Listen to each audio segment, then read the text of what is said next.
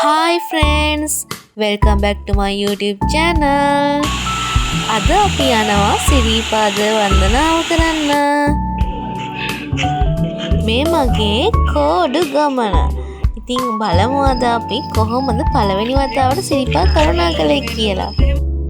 මුලින්ම බෙල්ලන්විල බස්සලේ සුමන සමන් දේවාලේ බාරයක් වෙලා ඊට පස්සේ අපි පිටත් වුණා.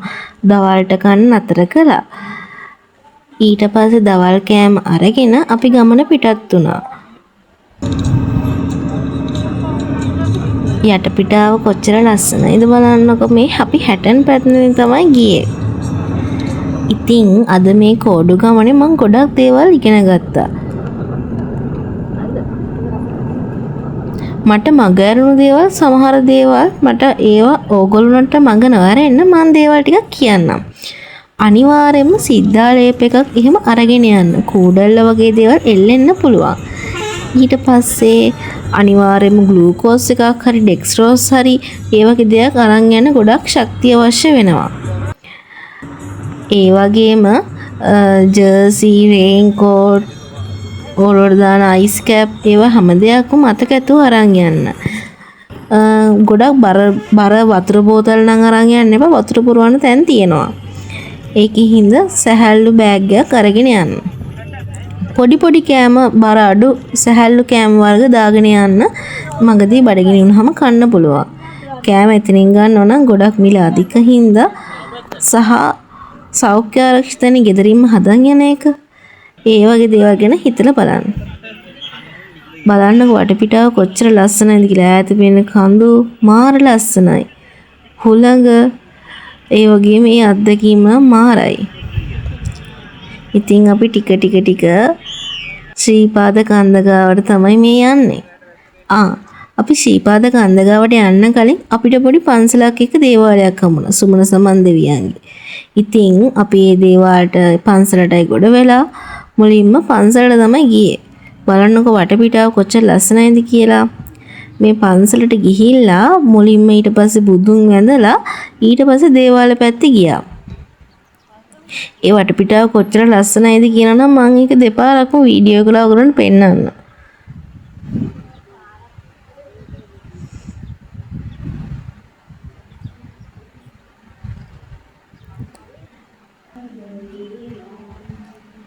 මේ තියෙන පන්සල ඇතුලේ මුලින්ම අපි ගාත කියලා පහන් පත්තු කරලා මල් පූජා කරා.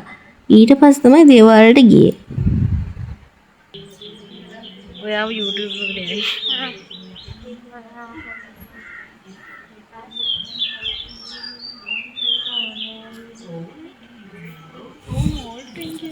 ගත්තා. එතන තිබ්බේ හරිම ලස්සන වටපිටාවක්.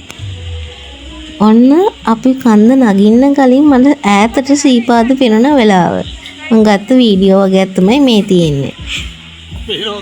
ඒ කියන්නේ අපි නගිද්දී රෑ 7:00 විතර වුණා. අපි සීත ගඟුලෙන් නාලා කෝඩුකාරයෝ හින්දා පොඩ්ඩක් ලෑස්ති වුණා. මේ ඉන්නේ මායි නංගි.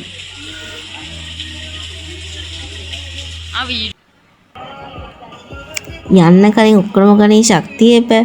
ඉතින් අපි හැමෝම යන්න කලින් රැට කෑම ගත්තා. අපේ නඩේ ගුරාල කට්ටිය තමයි කෑම අපිට හදාගෙන ආවේ.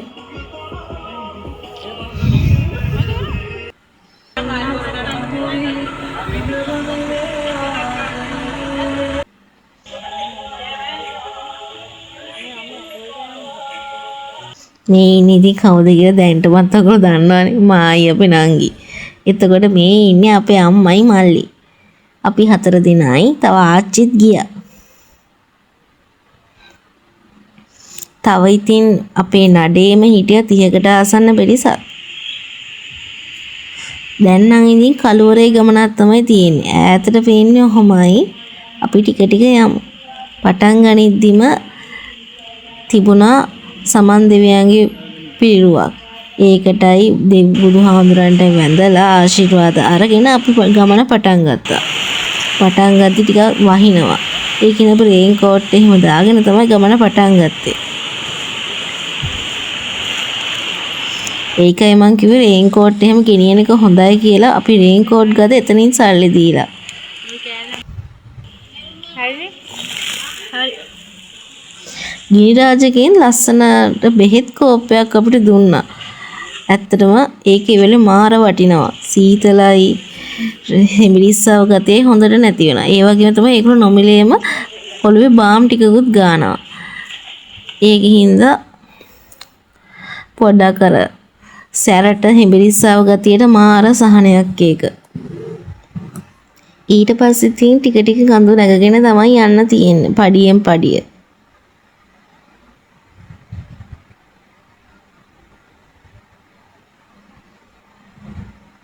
අපි නිකන් හරියට එස්කිමෝවරු වගේ නේද?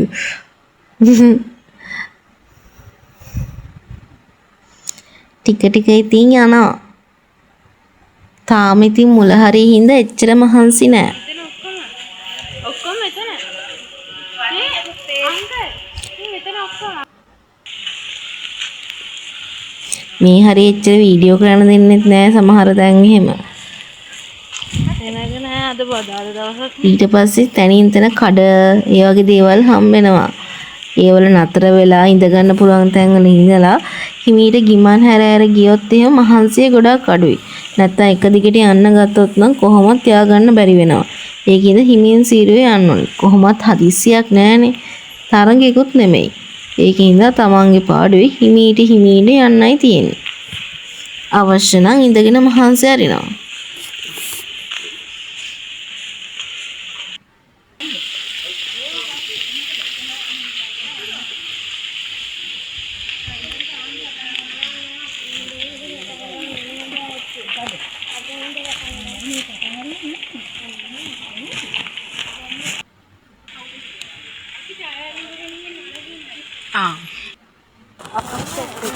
මේ හරිය තමයි වීඩියෝ කරන්න දුන්නේ නැත්තේ. ඊට පස්සේ කළුවරේම යන ගමනක් අපි මේ යන්නේ. ටිකක් වීඩියෝ එක අපහැදිලි වෙන්න පුළුවන්. ඒත් මම පුළුවන් තරම් වීඩියෝ ක්ලිප්ස් ගත්තා. සමහර තැන්වල නම් හරිම ලස්සනට ආලෝකමත් කරලා තිබුණා. ඕගොල්ලෝ ගෙනියන shopping bag කිසිම පොලිතින් කවරයක්වත් කිසිම ටොෆි බෑග් එකක්වත් අඩුමන ටොෆි කොලයක්වත් චූටිම දෙයක්වත් එකේ දාලා එන්න එපා. ඒක ඕගොල්ලෝ බෑග් එකේම දාගෙන එන්න. ඒක ගොඩක් හොඳ දෙයක් කියලා මං හිතනවා එහෙම කරන එක. එතකොට කාටවත්ම කරදරයක් නැහැනේ. අපි අපේ දේවල් අපි හරි විදිහට කරා නම් අනිත් අය ගැන අපි වද වෙන්න අවශ්‍යතාවයක් නැහැ. අපි අපේ යුතුයකම කරන්න තියෙන්නේ. මේ තියෙන රතු පාලම. ඒකේ එකට වෙලා තමයි යන්න තියෙන්නේ. මේ මල් වර්ගය මොකක්ද කියලා දන්නවද? එල්ලිලා තියෙන මල් වර්ගයක්.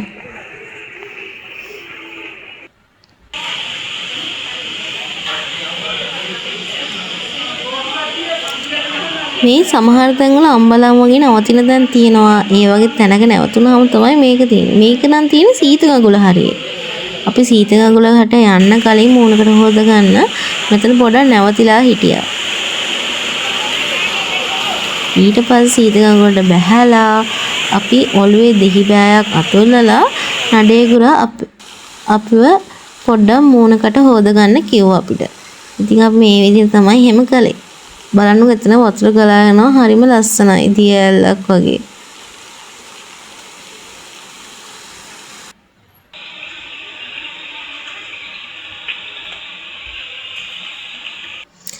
දැන් මේ කන්ද නැගගෙන ගිහිල්ලා හති අරින ගමන් අග්ගලා ශ්‍රීපාද ඉතින් යනකොට ගොඩක් වෙලාවට අග්ගලයක් කන්න හම්බෙනවමනේ. මේ අපි තවත් අම්බලමක නැත්තම් කඩයක නැවතිලා ඉන්න ගම. දැන් මම මේ කට්ටිය උඩ නැගලා මම මේ පල්ලෙහා ඉඳන් හතියරන ගම වීඩියෝ එක ගත්තේ. දැන් නම් හොඳටම මහන්සි රේන් කෝට් එකත් ගලවලා දැම්මා. ඒකේ රස්නෙට ඒකේ හින්ද රස්නේ එළියට පිට වෙන්නේ නැහැ. මහන්සිය තව වැඩි වෙනවා.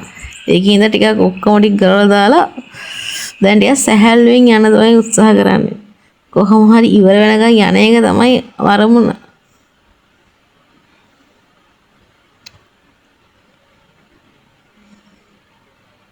සමහර තැන්වල ලයිට් උත් නෑ. ඒකින්ද වීඩියෝ කරා ටිකක් කළුවරයි වගේ. කොහොම හරි ලයිට් උත් පත්තු කරගෙන තමයි සමහර තැන්වල අපි ගියේ. පරිස්සමින් යන්න ඕනේ. කූඩැල්ල හැම එල්ලෙන්න බලනවා. ඒකින්ද සිද්ධාලේප ගාගෙන යන එක වඩා හොඳයි මේස් දෙකට උඩින් හරි.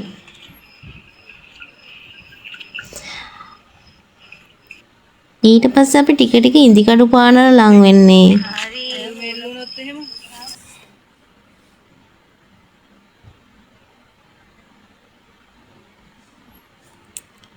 දැන් නම් ඉතින් ටිකක් සතුටින් ගමනෙන් භාගයක් විතර ඇවිල්ලානේ තියෙන්නේ. තව ටිකයි කීකේ තමයි අපි ගියේ.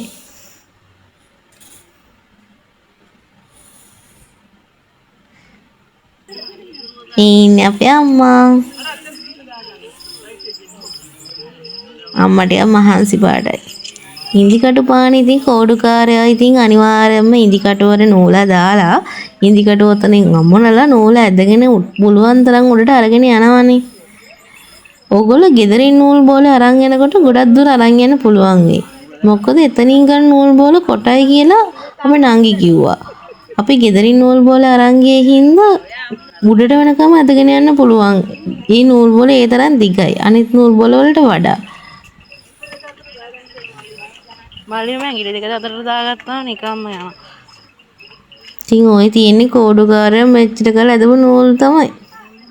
අපිත් ඉතින් ඒ අතරින් නූලක් ඇදගෙන යමු. ඉවරෙන්න රංගලා නූල් වල ගන්න.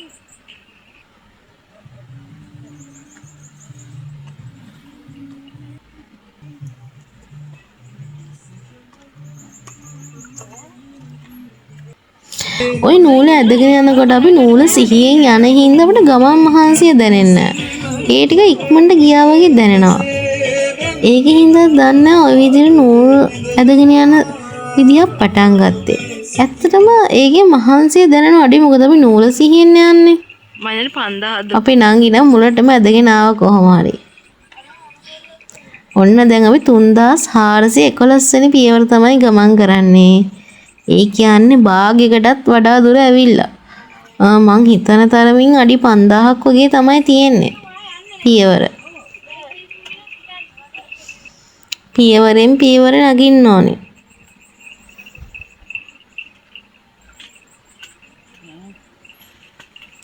දැන් මේ තියෙන්නේ මං නැගපු තැන ඉඳන් පල්ලෙහා පේන විදිය.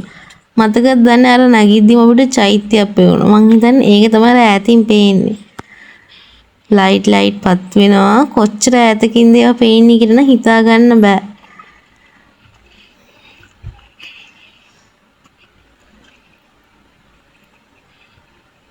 තව ටික දුරයි අපිට තියෙන්නේ. හිමින් යමු.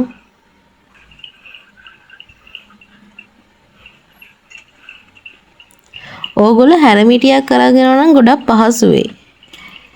4109 වෙනි පියවර. තව පොඩි දුරයි තියෙන්නේ. අත්වට ආධාරයෙන් යනවා නම් හොඳයි. හැබැයි ඉතින් අත්වට නැති තැන් තියෙනවනේ. ඒ වගේ තැන්වලදී හැරමිටිය කරගෙන ගොඩක් වාසිදායක වෙන්න පුළුවන්.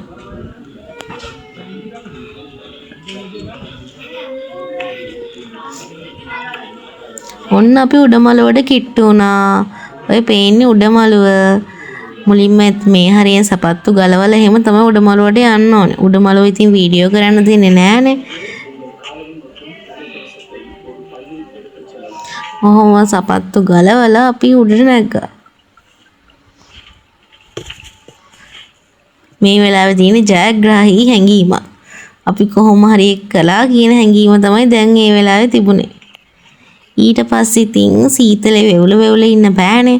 උඩට අපි ගිහිල්ලා ගාත කියලා ඔක්කොම කරලා බැඳ පුදාගෙන පහළට බහින්න ගත්තා. හරිම සීතලයි මීදුමෙන් පිරීලා. මම තොප්පියක් දාගෙන ඊට උඩින් රෙද්දක තොතාගෙන යන්නේ ඒ තරම් සීතලයි. දැන් වෙලා පාන්දර 2:03ට වගේ ඇති මං හිතන්නේ. කොහොම හරි ඉතින් අපි ඒ වගේ වෙද්දි බහින්න පටන් ගත්තා. මැදදී අපි ලස්සනට ඉරසේවේ දැක්කා. හැබැයි ඉතින් උඩදී දකින්න තරම්ම ලස්සන නැති වුණත් චිත්‍රයක් වගේ මෙතනත් මාරම ලස්සනයි. අපි අර තෙහෙට්ටු වෙලා මහන්සිලා ගැස්ට්‍රයිටිස් වගේ වෙලාවකදී අපි කොත්තුමිය එකක් යවොත් අවුල් යනවනේ. මට එහෙම වැඩක් වුණා. මං කොත්තුමිය එකක් කළා මට ඔතන වමනේ ගියා. ඒතකොට මට විජ්‍රණය වගේ වෙයි ටිකක් අමාරු වුණා. ඒකින්ද ග්ලූකෝස් එකක් අරගෙන උණු වතුර එකක් බිව්වහම තමයි ඒක හරි ගියේ. ඊට පස්සේ මම අස්මෝදක වුණත් බිව්වා. ඒකින්දයි මම ඔයගොල්ලන්ට කිව්වේ ඒ වගේ වැදගත් වෙන දේවල් ගෙදරින්ම අරන් යන එක හොඳයි කියලා. මොකද ගෙදරින් 160ට අරන් යන තුන ග්ලූකෝස් එක උඩදී 300ක් විතර වෙනවා. ඉතින් කෝකටත් හොඳයිනේ ආරක්ෂා වෙලා යන එක. Tamanට අවශ්‍ය දේවල් අරගෙන ග්ලූකෝස් වගේ එකක් නම් ගෙනියන එක පාඩු නෑ කොහොමද. ඔය ඉතින් ටික ටිකක් පල්ලෙහාට බහිනකොට උඩ පේන විදිය ලස්සනයි නේද? මේ අපි රෑ දැක්ක දියඇලි දවල්ට පේනකොට විදිය. දැන් අපි මේ බැහැගෙන යන ගමන්නේ. අපි එද්දිම අතේ පඳුරක් ගැට ගැහුවා ඔය හරියේදී. මේ හරියටම සීතමගුල හරියේදී. එතකොට අපි මේ පඳුර ආපහු ඒ හරියටම ආවට පස්සේ එතන ගැට ගහලා ගමන ඉවර කරනවා. එහෙම තමයි අපේ කෝඩු ගමන ඉවර වුනේ. ඉතින් අද vlog එක ගැන ඔයගොල්ලන්ට මොකද හිතෙන්නේ? මේ vlog එකට කැමති නම් subscribe කරලා මගේ YouTube channel එකට එකතු වෙන්න. එහෙනම් හැමෝටම සුබ දවසක්.